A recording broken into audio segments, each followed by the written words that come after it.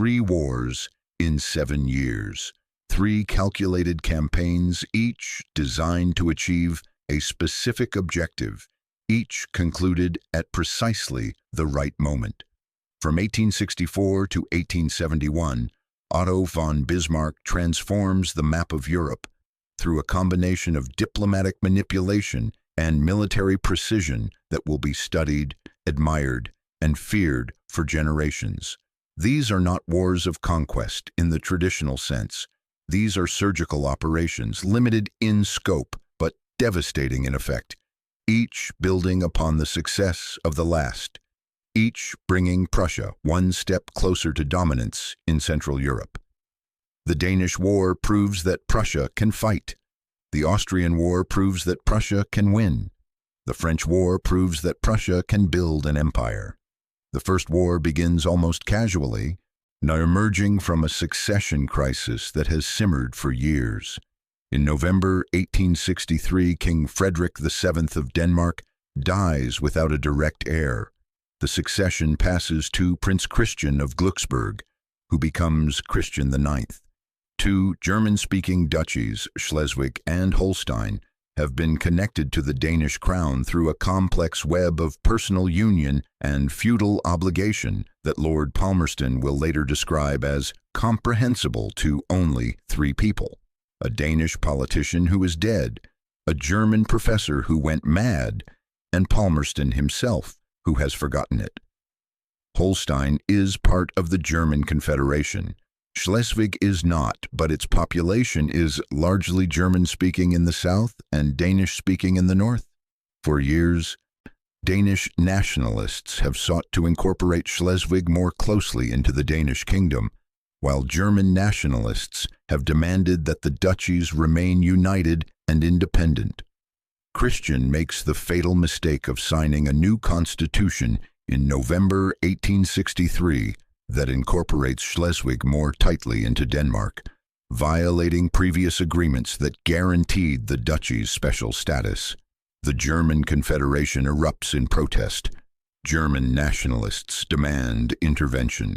For Bismarck, watching from Berlin, the crisis represents an opportunity too perfect to ignore. He has no particular interest in the fate of German speakers in Schleswig. What interests him is the chance to demonstrate Prussian military capability, to win territory for Prussia, and most importantly, to do so in partnership with Austria.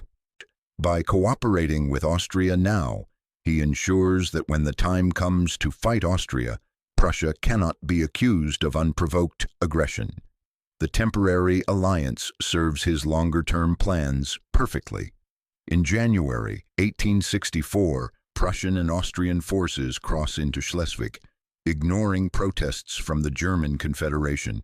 The invasion is framed not as a German national cause, but as a defense of international treaty rights. France and Britain, the great powers that might intervene, find no grounds to act. Russia, grateful for Prussian support during the Polish uprising the previous year, maintains friendly neutrality. The Danish army, 38,000 men facing 60,000 Allied troops, falls back from its forward positions. The defense plan relies on the Danwerke, or ancient earthen fortifications that have guarded the base of the Jutland Peninsula since the 7th century. But the Danwerk, built for a different age of warfare, offers no protection against rifled artillery. When Prussian forces threaten to outflank the position, the Danes abandon it without a fight, retreating to fortifications at Dibble. The retreat surprises the Danes' enemies and demoralizes their own troops. Officers who expected to fight a defensive battle from prepared positions find themselves in headlong retreat. Soldiers who expected to hold against the German advance watch their commanders abandon strong positions without engaging the enemy. The psychological impact spreads through the army like a contagion. If the Dannevirke cannot be defended, what can? The Danish government, hoping that international pressure will force a negotiated settlement, orders the army to hold at Dibble, while diplomats maneuver in European capitals. But the diplomacy fails. Britain and France issue statements of concern but take no action. Sweden, Denmark's Scandinavian neighbor, watches nervously but will not risk war with Prussia. Denmark stands alone. At Dibble, a short peninsula on the east coast of Schleswig, the Danes construct 10 redoubts connected by trenches. The position overlooks the Alsen fjord, with the island of Alsen and the town of Sønderborg behind it, providing a line of retreat. The Danish Navy controls the waters around Alsen, including the modern ironclad Rolf Krake, whose 8-inch turret guns can bombard German positions along the coast. For a moment, it seems possible that the Danes might hold. But the position is poorly prepared. Too much effort went into fortifying the Danevirke. The redoubts at Dibble lack adequate bomb-proof shelters. The fields of fire are good, but not good enough to compensate for the technological gap opening between the two armies. The Prussians bring up siege artillery, rifled guns that can fire accurately at ranges the Danes cannot match. For 6 weeks they dig approach trenches, moving closer to the Danish lines day by day, employing techniques that will become grimly familiar in later wars. Bismarck pressures his generals to attack, to achieve a decisive victory rather than waiting for starvation to force surrender. He understands that spectacular military success will serve his political purposes better than a grinding siege. The generals resist. Why sacrifice men when time and artillery will accomplish the same result? But Bismarck insists, and eventually his will prevails. On April 18, 1864, at 2 o'clock in the morning, Prussian assault troops move forward in darkness to their jumping-off positions in the forward trenches. They carry no packs, only ammunition and weapons. Behind them, 400 guns stand ready. The men lie in the cold mud, waiting for dawn, listening to the occasional crack of Danish rifles in the darkness, wondering which of them will see another sunset. At 4 o'clock, the bombardment begins. It is unlike anything seen before in warfare, a concentrated fury of high explosive and shrapnel that turns the Danish positions into a landscape of torn earth and shattered wood. For 6 hours, the guns fire without pause. 65,000 shells fall on fortifications designed to withstand siege cannon from an earlier era, not rifled artillery firing at ranges and with accuracy that the Danish engineers never anticipated. Inside the redoubts, the Danish soldiers endure hell. There are no adequate bomb-proof shelters. The men crouch in shallow dugouts or behind earthworks that provide no protection against plunging fire. The concussion of exploding shells ruptures eardrums. Shrapnel tears through flesh and bone. The fortunate die quickly. The wounded scream for aid that cannot reach them through the barrage. Officers try to maintain order, but communication becomes impossible. Each redoubt becomes an isolated island of terror, cut off from command, from reinforcement, from any knowledge of what is happening elsewhere along the line. At 10 o'clock in the morning, the guns fall silent.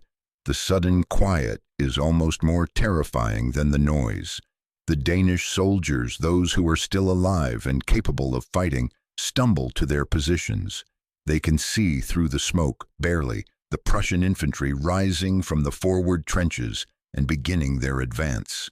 10,000 men in blue uniforms moving in disciplined formations across ground that Danish artillery should sweep clear but cannot because the guns have been dismounted or buried, or their crews killed.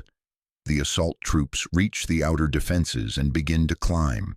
Some carry ladders, others use scaling poles. Most simply scramble up the broken earthworks, firing their needle guns from the hip as they advance. The fighting in the redoubts is brutal and close. Danish soldiers with muzzle-loading rifles fire, then desperately work to reload, while Prussian troops, lying prone or kneeling, fire again and again with their breech-loaders. The rate of fire is devastating. A Danish soldier stands to ram home his charge, and 3 Prussian bullets strike him before he can bring his weapon to bear. The mathematics of firepower overwhelm courage. Within minutes, the forward redoubts are overrun. The Prussians plant their flags on the captured earthworks and turn the Danish guns against the remaining positions. Some Danish troops surrender. Others fight to the death with bayonets and rifle butts. A few manage to retreat toward the bridges leading to Alsen, running through a landscape transformed into an abattoir.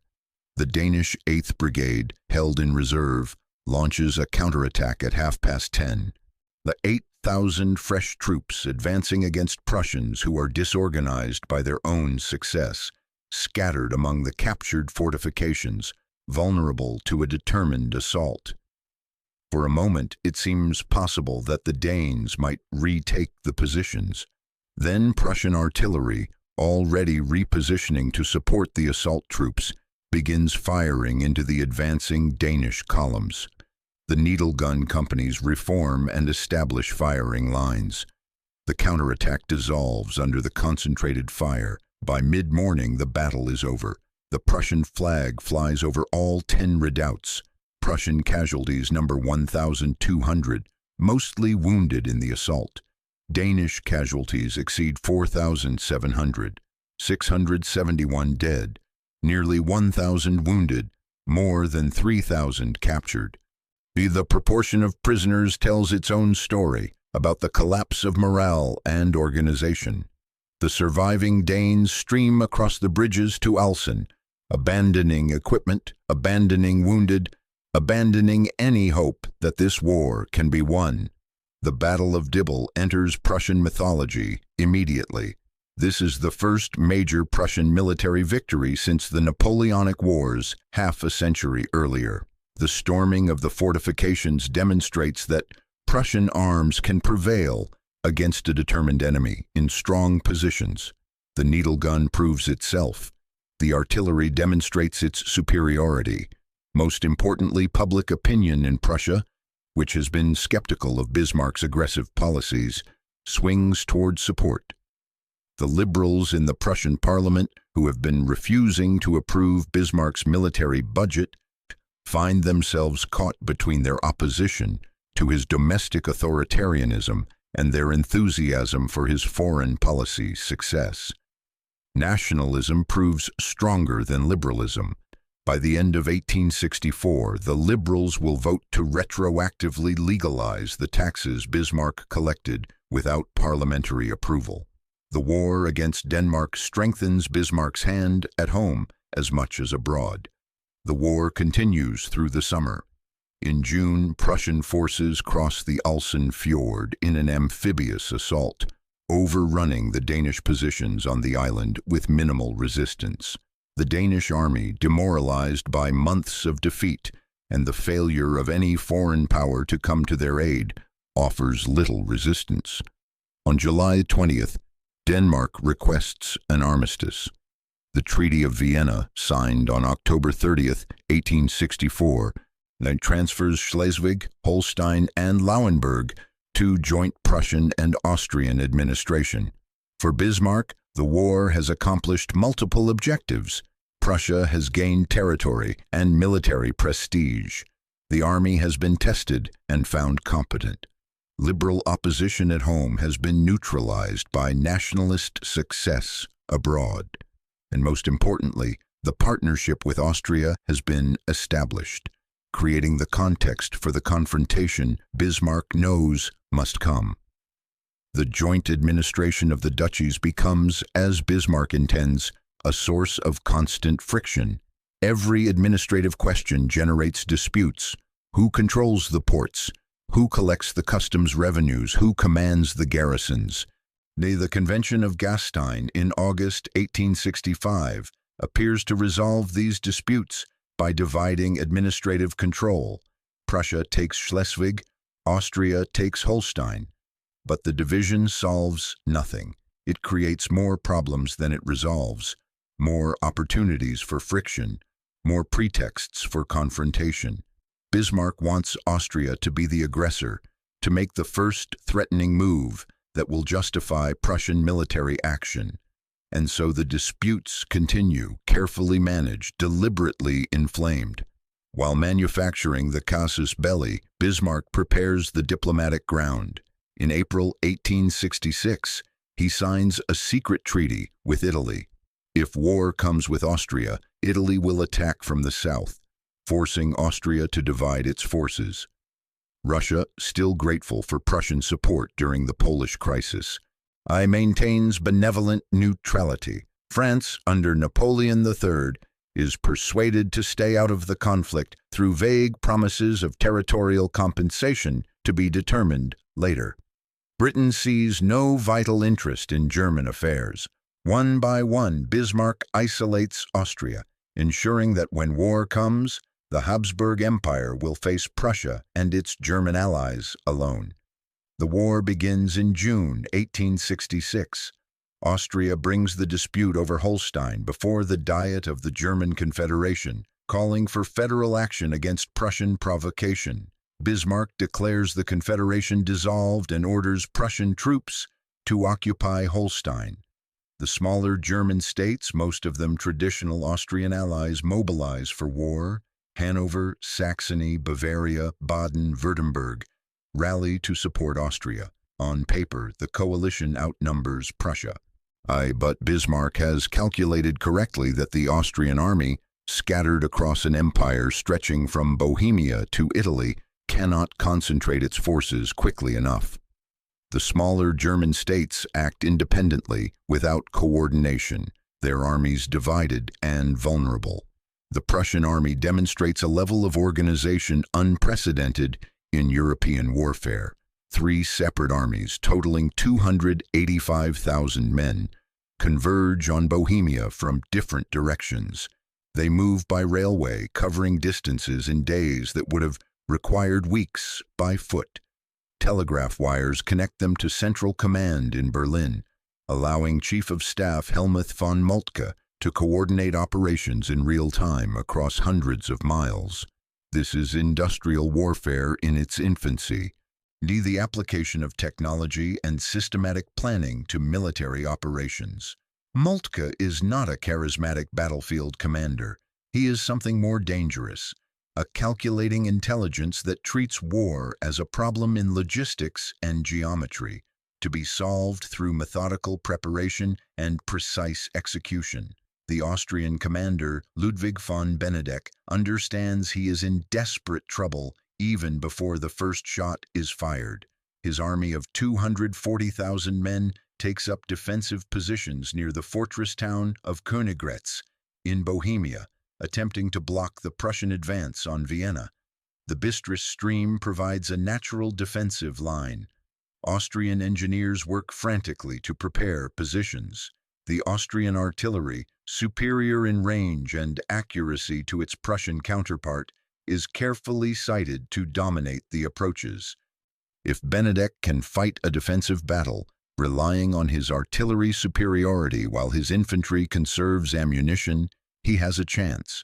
But Moltke does not intend to let him fight the battle he wants.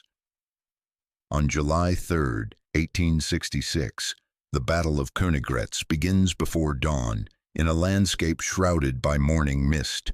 The Prussian First Army, 91,000 men, under Prince Frederick Charles, advances toward the Bistritz stream, where Benedek has positioned his main defensive line.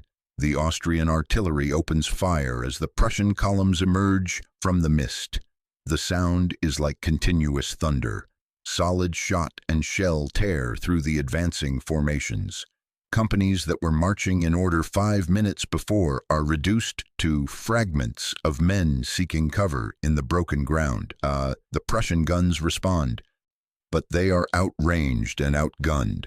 Austrian artillery crews, among the best in Europe, demonstrate their superiority. For 3 hours, the First Army batters itself against Austrian positions without making significant progress. Men fall by the hundreds, then by the thousands. Officers lead charges that gain meters before being driven back by artillery fire. This is the battle Benedek wanted to fight, the defensive engagement where Austrian firepower superiority can compensate for Prussian tactical advantages. But Moltke's plan does not depend on the First Army breaking through. The First Army's job is to fix Austrian attention forward while the real blow falls from an unexpected direction. The Second Army, under Crown Prince Frederick William, has spent the night marching through rain and mud. 105,000 men moving through the hills north of the battlefield. Benedict knows they are coming. His cavalry has reported their approach. He has requested reinforcements to protect his right flank. But his requests have been misunderstood or ignored, lost in the chaos of a command system that relies on mounted couriers and written orders in an age when the enemy can move by railway and communicate by telegraph. At 11 o'clock in the morning, the Second Army emerges from the heights of Chlum, descending upon the Austrian right flank like an avalanche. Fresh troops, untouched by the morning's fighting, pour down the hillside in dense columns. The Austrian units defending the flank are outnumbered 3-1 and already shaken by hours of watching the battle rage to their left without being ordered to move. The Prussian needle guns begin their terrible work. Austrian infantrymen standing in line formations to deliver massed volleys with their muzzle loaders present perfect targets to Prussian skirmishers firing from cover. The psychological effect of rapid, accurate fire from enemies they can barely see breaks unit cohesion faster than casualties. Entire battalions dissolve, men throwing down their weapons and fleeing or surrendering in groups. The Austrian cavalry, that proud arm that traces its lineage to the victories of Prince Eugene, charges repeatedly to cover the infantry retreat. Cuirassiers in white coats and polished breastplates, lancers with pennons streaming from their weapons, hussars in magnificent uniforms, all hurl themselves against Prussian infantry squares that bristle with needle guns. The charges are magnificent and futile. Horses go down in rows as the rapid fire tears into them. Riders are unhorsed and trampled. Those who reach the Prussian lines die on bayonets or are shot at point-blank range. The cavalry buys time with its blood, precious minutes that allow some infantry units to retreat in order rather than dissolving into panic. But the outcome is no longer in doubt. By 2 o'clock in the afternoon, the Austrian army is in full retreat. By evening, Benedict has lost 45,000 men killed, wounded, or captured. Prussian casualties number 9,000. The Battle of Königgrätz, fought and decided in 12 hours, eliminates Austria as a factor in German affairs and establishes Prussia as the dominant power in Central Europe. The smaller German states that sided with Austria are treated differently. Hanover, Nassau, Hesse-Kassel, and Frankfurt are simply annexed to Prussia. But the southern states, Bavaria, Baden, Württemberg, and southern Hesse, remain independent. They are too large to annex without provoking French intervention. Bismarck secures secret military treaties that commit these states to place their armies under Prussian command in the event of war with France. Publicly independent, they have been privately integrated into the Prussian military system. The German question has not been answered completely, but it has been tilted decisively in Prussia's favor. In France, the news from Königgrätz produces shock and fury. French strategists had assumed that war between Austria and Prussia would be long and exhausting, leaving both powers weakened and dependent on French mediation. Instead, Prussia has emerged as the dominant power in Central Europe virtually overnight. French nationalist sentiment demands compensation, demands that France reassert its leadership of the continent before Prussian power grows too strong to challenge. Napoleon III, whose regime depends on military glory and prestige, cannot afford to appear weak. Bismarck understands this perfectly. He understands that war with France is now inevitable. The question is not if, but when, and who will appear to be the aggressor. The excuse arrives in June 1870 with the Spanish succession crisis, when the Spanish throne is offered to Prince Leopold of Hohenzollern-Sigmaringen. France sees encirclement, views the prospect of Hohenzollern princes ruling in both Prussia and Spain as an existential threat. French Foreign Minister Agénor de Gramont makes excessive demands. Not only must Leopold withdraw, but King Wilhelm must guarantee that no Hohenzollern will ever again seek the Spanish throne.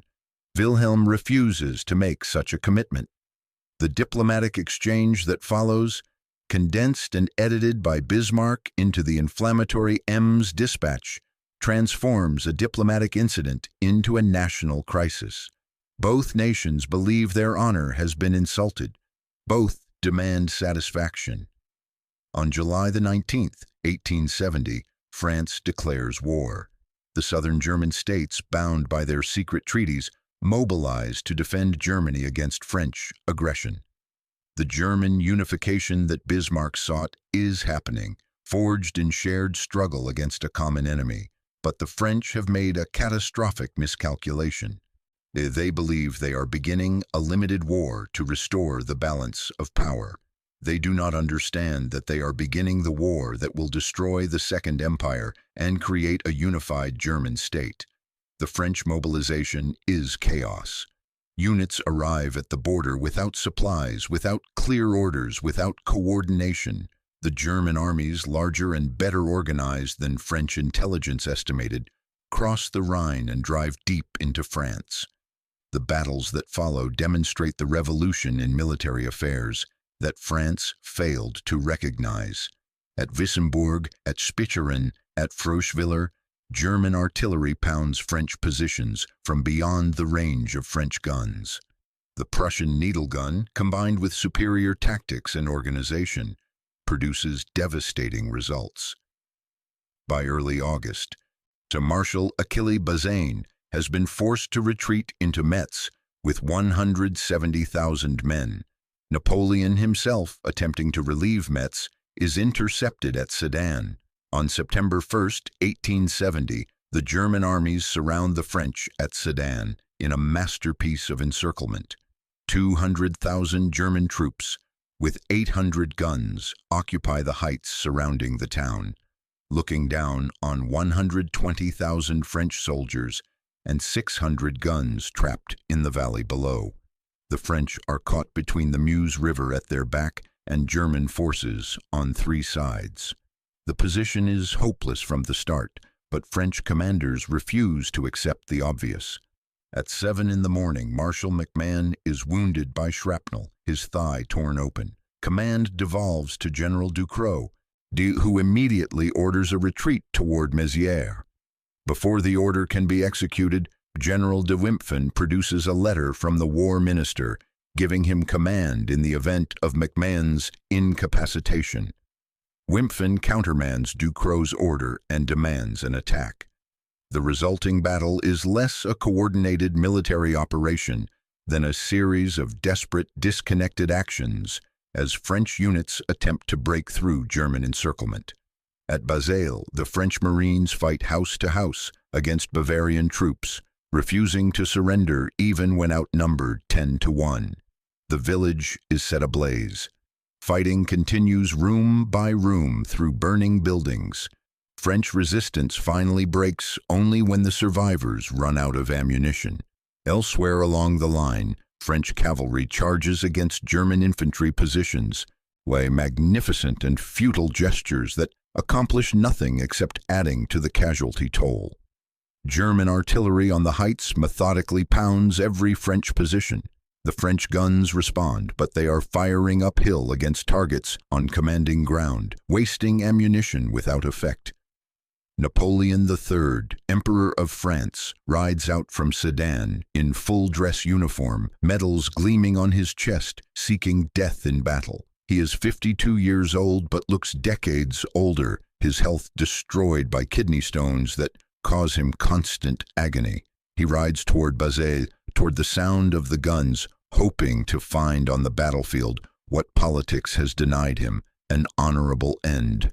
But death will not come. He rides through the fighting unscathed while men die around him. Eventually, racked by pain, unable to remain on horseback, he returns to Sedan. By afternoon, the situation is catastrophic. 17,000 French soldiers are dead or wounded. The Germans have lost 8,000. Every French attempt to break out has failed. The artillery fire continues without pause, turning Sedan into a killing ground. At 4 o'clock in the afternoon, Napoleon orders a white flag raised over the fortress. His officers protest furiously. Some demand one final breakout attempt, one last charge that will at least preserve honor, even if it accomplishes nothing else. Napoleon refuses. He will not order pointless slaughter. He will not add thousands more deaths to a lost cause. The white flag goes up. Fighting sputters to a halt across the battlefield. That evening, Napoleon composes a letter to King Wilhelm. Monsieur mon frère, having failed to meet death at the head of my troops, nothing more remains for me but to surrender my sword into your Majesty's hands. A delegation carries the letter to German headquarters in the hills above the town. Bismarck, present at headquarters, refuses to allow Napoleon to meet Wilhelm face to face. He fears that one sovereign speaking to another might extract concessions, might appeal to Wilhelm's sense of royal solidarity. Instead, Bismarck himself meets with Napoleon's representatives, making clear that nothing less than complete surrender of the entire French army will be accepted. The next morning, September 2nd, General de Wimpfen signs the capitulation. 104,000 French soldiers march into German captivity, along with all their weapons, all their equipment, all their flags. Napoleon is permitted to meet with Wilhelm after the surrender is completed. The meeting is awkward, painful. "I congratulate you on your army," Napoleon says to Wilhelm, "above all on your artillery. My own was so shabby." Wilhelm looks away, embarrassed by the fallen emperor's humiliation. Napoleon is taken into custody and transported to comfortable imprisonment at Wilhelmshöhe Castle near Kassel. The French soldiers, by contrast, are marched to an improvised prison camp on the Ages Peninsula, where they starve in the rain for the next week, sleeping in mud, drinking from puddles, abandoned by a government that no longer exists. As Napoleon's carriage departs Sedan, French troops line the road. Many turn their backs to him, unable to look at the man who led them to disaster. Within 2 days, the news of the surrender reaches Paris, and the Second Empire collapses in a bloodless revolution. The government that sent France to war dies with barely a whimper, swept away by the magnitude of military catastrophe. But the war does not end. The new Republican government, proclaimed on September 4th, vows to continue the fight. Léon Gambetta, the Republican firebrand, escapes from besieged Paris by balloon to organize resistance in the provinces. The government of national defense declares that France will fight to the last man rather than accept German terms. The siege of Paris begins on September 19th and continues through one of the coldest winters in memory. 2 million people are trapped inside the city. German armies establish a complete encirclement, cutting all supply lines. The French attempt to break out several times, launching attacks that gain a few hundred meters before being driven back by German artillery and rifle fire. Inside Paris, food becomes scarce, then desperately short. The population eats horses, then cats and dogs, then rats. The animals in the zoo are slaughtered and sold as exotic meat. The wealthy eat elephant and antelope. The poor eat whatever they can find. By January, people are dying of starvation and disease. German shells fall sporadically on the city, not enough to cause massive destruction, but enough to remind the inhabitants that resistance is futile. At Versailles, outside Paris, the German armies wait in relative comfort. King Wilhelm establishes his headquarters in Louis XIV's palace. that monument to French glory where the Sun King once received the homage of Europe. The choice is deliberate, calculated to humiliate. While Paris starves, German princes and generals feast in rooms decorated with paintings celebrating French military victories. In late December, Bismarck negotiates with the southern German states about the final form of German unification. Bavaria demands special privileges, wants to maintain its own army and postal system. Baden and Württemberg make similar requests. Bismarck negotiates patiently, granting concessions on minor matters, while holding firm on essential questions of military command and foreign policy. On January 18, 1871, the Hall of Mirrors at Versailles is transformed into a theater for German triumph. 600 German princes, generals, and officials gather in the ornate gallery where Louis XIV once celebrated French conquests of German territory. The ceiling paintings glorify French military victories. The mirrors themselves were designed to reflect the glory of French kings. To proclaim a German empire in this place, at the very moment when German armies are starving Paris into submission, is an act of calculated revenge that will not be forgotten. Wilhelm stands on a raised platform near the entrance to the war room. He wears the uniform of a Prussian general. Around him stand the rulers of the German states who have come to recognize him as their emperor. Bismarck, in the white uniform of a cuirassier, reads the proclamation that announces the restoration of the German Empire and Wilhelm's assumption of the imperial title. When he finishes, Grand Duke Frederick of Baden raises the cry, "His Majesty Kaiser Wilhelm." The assembly takes up the cheer. Outside, German troops erupt in celebration. The unification is complete. The ceremony is brief, almost austere. There is no crown placed on Wilhelm's head, no medieval pageantry. This is a modern state being born, built on military victory and political calculation rather than divine right.